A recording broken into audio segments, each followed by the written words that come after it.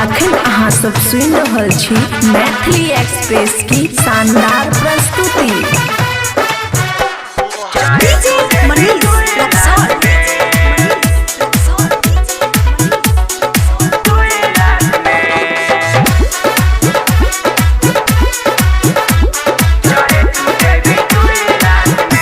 खुशी recording studio बलुआहा। बस बेच के चुम्मा ले बरसात में, बस बेच के चुम्मा ले बरसात में, चाहे तू दे भी 2 लाख में। बस बेच के चुम्मा ले बरसात में, चाहे तू दे भी 2 लाख में। बस बेच के चुम्मा ले बरसात में, चाहे तू दे भी 2 लाख में। 2 लाख में। खुशी रिकॉर्डिंग स्टूडियो बलुआहा।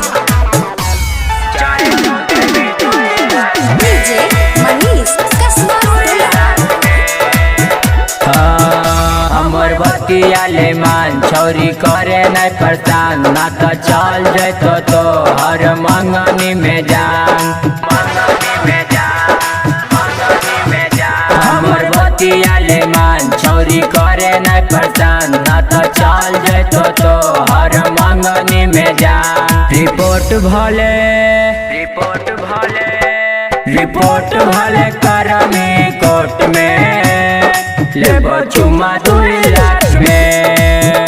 भले चल जाता दूध के पेटी खाक में, लेबो चुम्मा 2 लाख में। 2 लाख में। खुशी रिकॉर्डिंग स्टूडियो बलुआहा।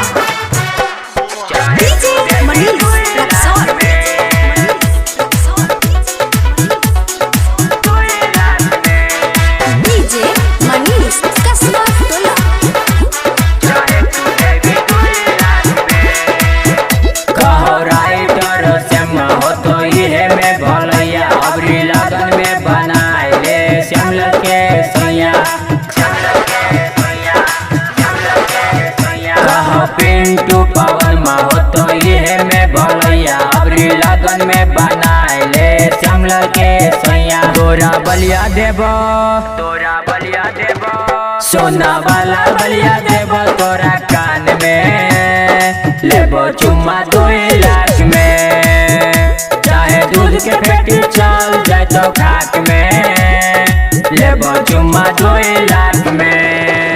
भैंस बेच के चुम्मा ले बरसात में, चाहे तू दे भी 2 लाख में। भैंस बेच के चुम्मा ले बरसात में, चाहे तू दे भी 2